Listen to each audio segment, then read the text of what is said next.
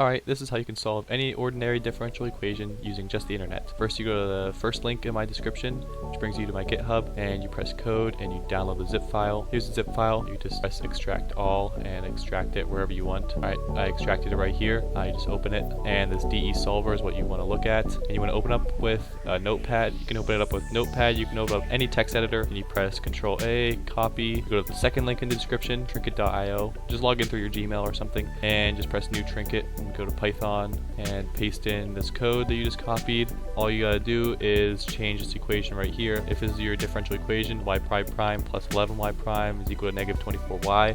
You just solve for this y prime right here, which is ypp is equal to negative 11yp minus 24y. Whatever your highest order, you just solve for. If this is the second order, I just solve for that second order one. If this is yppp, you just have to change this a little bit to ypp, and then plus equals yppp times dt. It's the same as this one, Everything beneath this gets incremented down a level and a level and a level until you get to right here.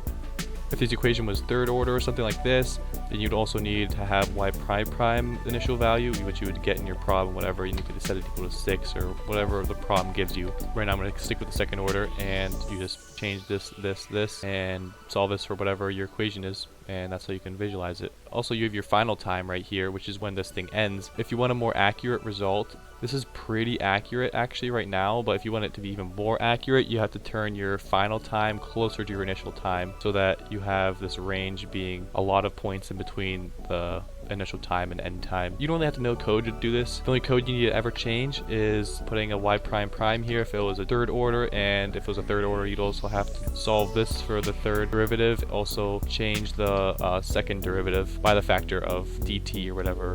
It's really easy, just plug and chug.